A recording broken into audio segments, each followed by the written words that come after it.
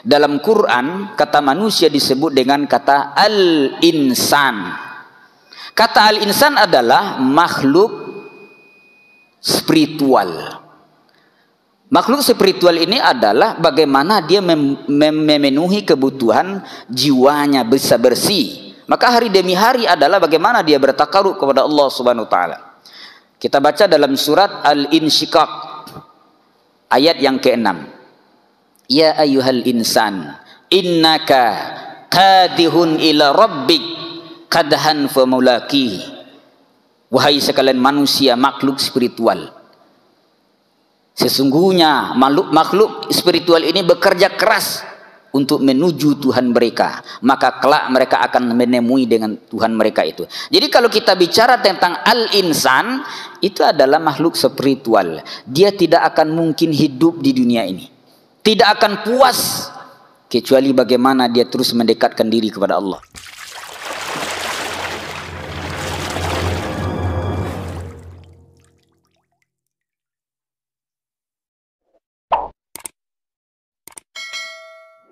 Warahmatullahi wabarakatuh.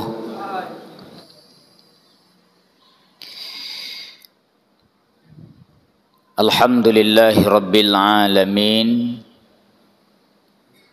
Wabihi nasta'inu ala umurid dunya waddin. Ashhadu an la ilaha illallah wa ashhadu anna Muhammadar Rasulullah la nabiyya ba'da amma ba'd. Fasma'u qala Allah ta'ala fil Qur'anil Karim a'udzu billahi minasy syaithanir rajim. Bismillahirrahmanirrahim. Ma hadza illa basyarum mithlukum ya'kulu mimma ta'kuluna minhu wa yashrabu mimma tashrabun. Sadaqallahul azim. Al-Quranul Karim surat Al-Mu'minun ayat yang ke-33.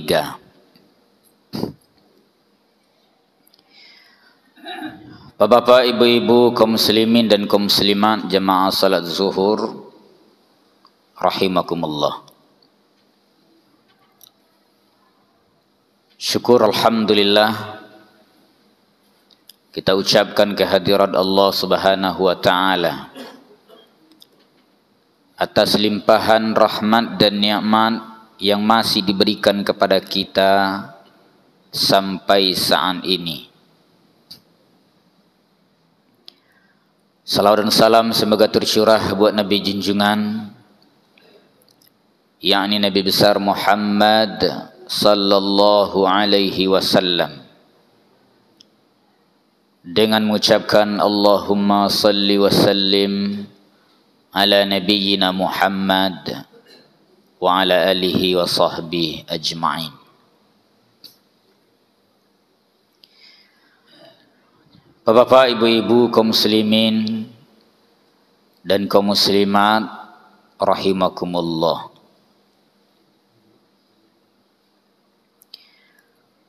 Manusia itu adalah makhluk yang sangat unik, karena di dalam diri kita terdapat banyak kamar-kamar. Ada namanya kamar nafas,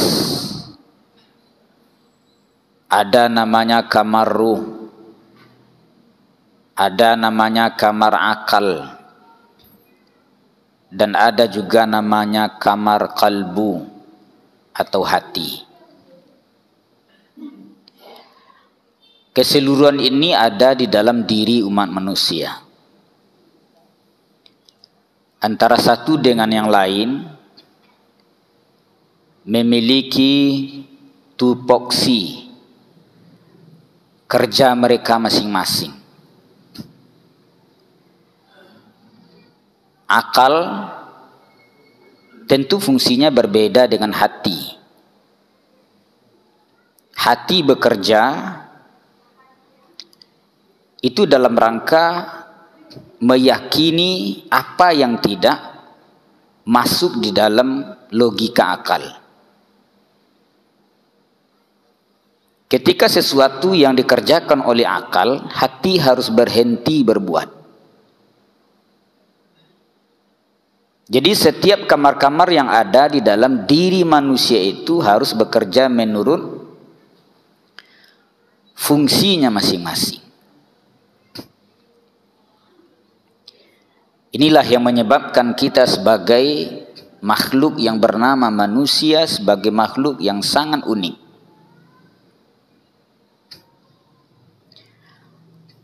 Bapak Ibu rahimakumullah, kata manusia di dalam kitab suci Al-Quran itu diungkap sekurang-kurangnya 5 kata.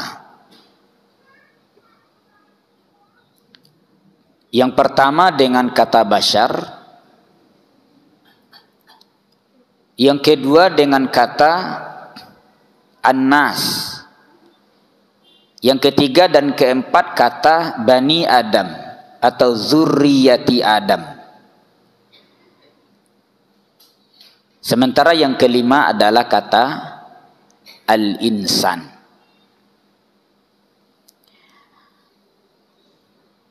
Kata-kata yang banyak memiliki satu arti, di dalam bahasa Indonesia disebut dengan sinonim.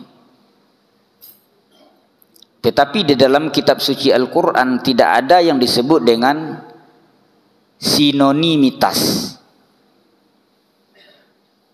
Banyak kata-kata itu meskipun berarti manusia, tetapi setiap kata itu memiliki arti yang berbeda antara satu dengan yang lain. Ini dikaji oleh salah seorang pakar sastra Arab bernama Profesor Bintu Syati,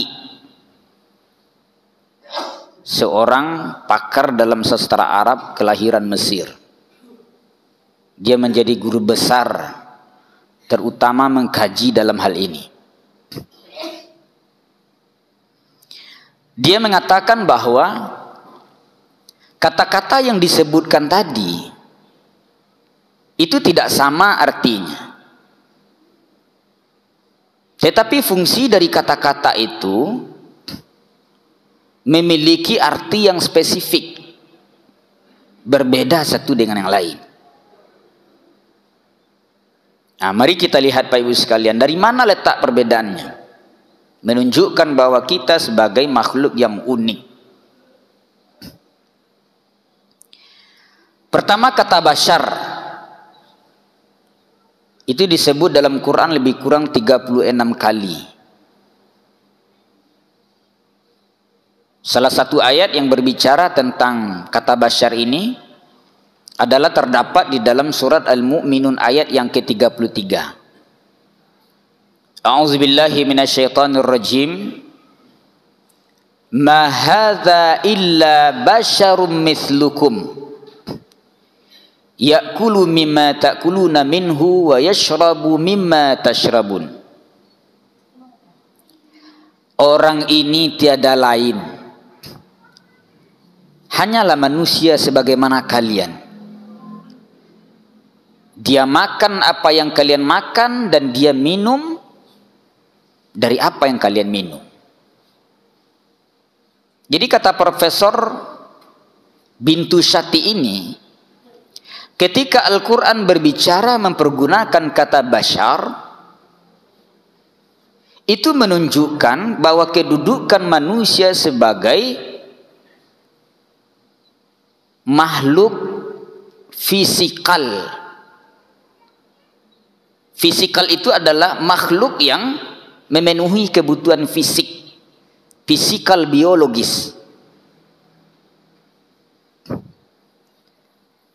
Nah, makhluk yang disebut fisikal biologis yang tertuju di dalam kehidupan ini, bagaimana kebutuhan fisik dan kebutuhan seksnya terpenuhi.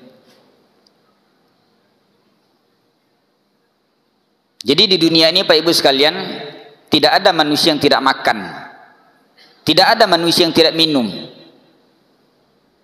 karena semua ini adalah kebutuhan fisik. Itu sebabnya kita hari demi hari adalah terus berjuang bagaimana bisa mempertahankan hidup. Baik itu ke sawah, ke ladang, ke pasar, ke sekolah, ke kantua. Apa gunanya? Salah satu, untuk mencari karunia Allah agar kebutuhan fisik kita ini terpenuhi. Tetapi ada manusia yang hanya memenuhi kebutuhan basarnya saja. Hari demi hari bagaimana dia bisa makan, bagaimana dia bisa minum, bagaimana kebutuhan seksnya terpenuhi. Nah, kalau sekedar memenuhi kebutuhan fisikal biologis, maka manusia tidak ada bedanya dengan hewan. Karena binatang juga memenuhi kebutuhan fisik dan kebutuhan biologis juga sebagaimana manusia. Nah, jadi kata basar, fokusnya kata pakar bahasa ini, bintu syati adalah tujuannya bagaimana kebutuhan fisiknya terpenuhi, fisikal biologisnya. Yang kedua disebut dalam Quranul Karim adalah bahasa An-Nas. Salah satu ayat yang berbicara tentang An-Nas dalam Quran adalah Al-Quranul Karim surat Al-Hujurat ayat yang ke-13.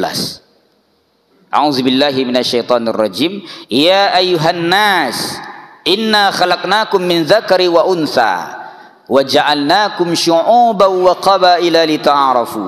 Hai sekalian manusia, kami telah menciptakan kalian bersuku-suku dan berbangsa-bangsa supaya kalian bisa mengenal satu sama lain. Jadi ketika Al-Quran berbicara kata An-Nas, nah ini menunjukkan bahwa manusia sebagai makhluk sosial.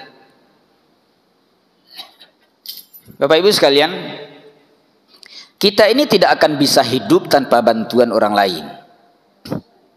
Itu sebabnya manusia itu disebut sebagai makhluk zon politikon.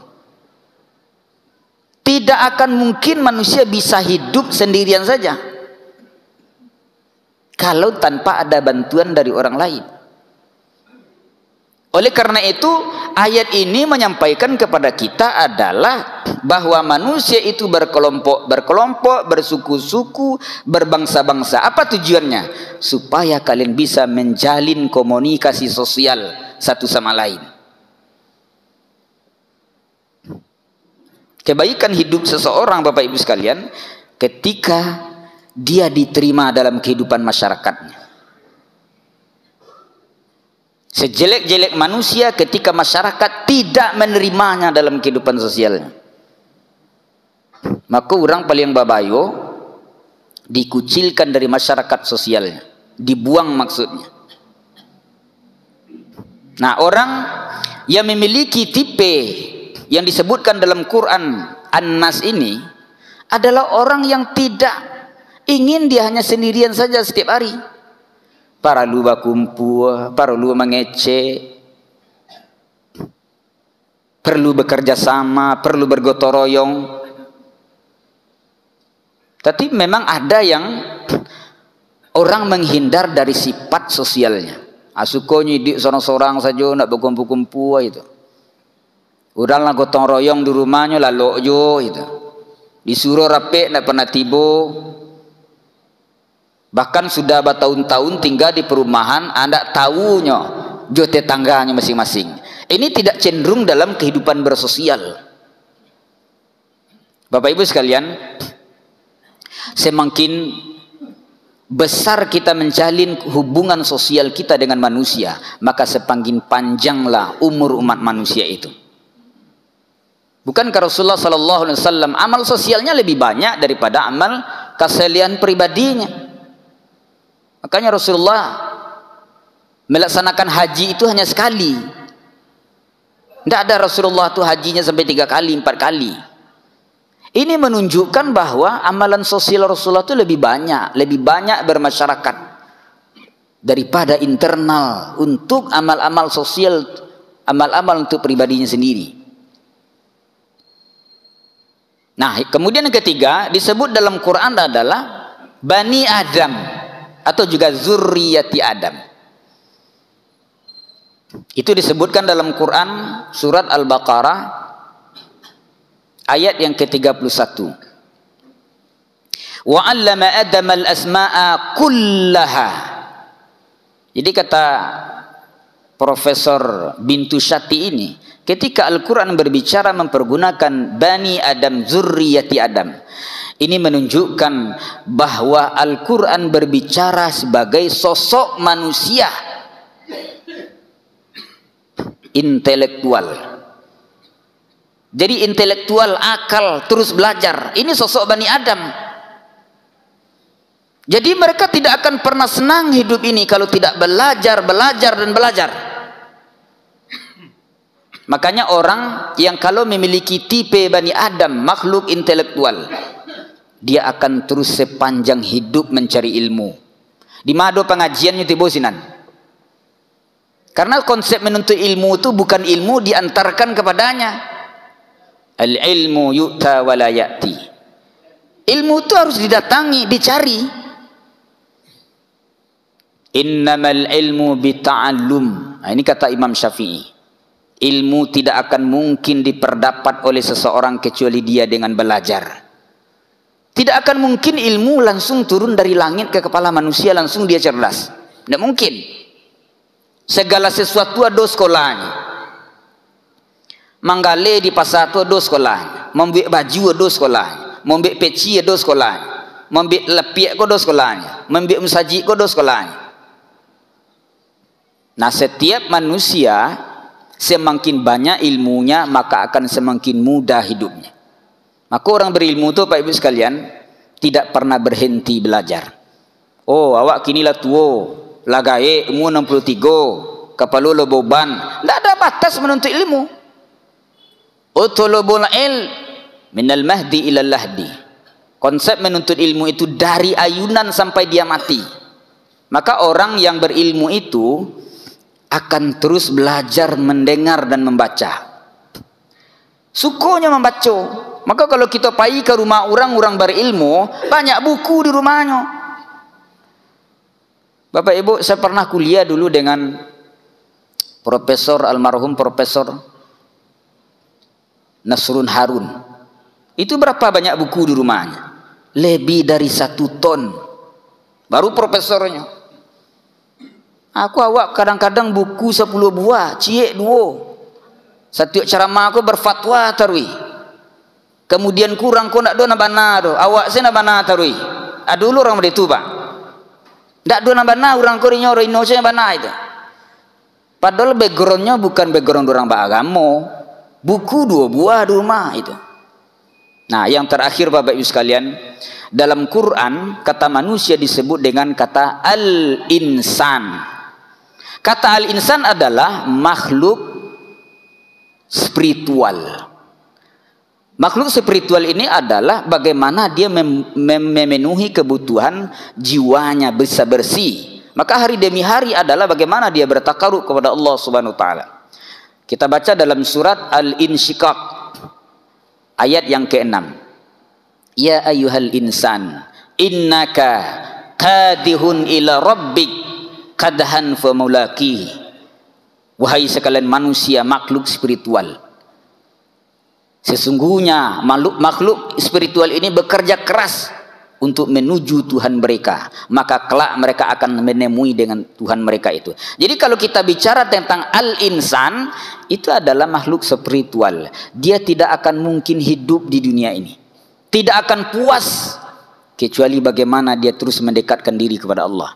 Orang na rajin kamu saji, orang na rajin puasa sunan, orang na rajin salat tahajud, orang na rajin baca Quran, orang nan terus berzikir. Itu makhluknya adalah al-insan disebut dalam Quran. Makhluk yang memiliki jiwa spiritual. Bapak Ibu sekalian, kesempurnaan manusia atau insan kamil, ketika keempat atau kelima yang disebutkan kata manusia dalam Quran, ketika dia sudah memenuhi keempatnya, sebagai makhluk fisikal biologis, sebagai makhluk intelektual, kemudian sebagai makhluk sosial, dan juga sebagai makhluk spiritual. Sekira demikian kajian kita pada pertemuan kali ini, semoga bermanfaat. Wabillahi taufiq wal hidayah. Assalamualaikum warahmatullahi wabarakatuh.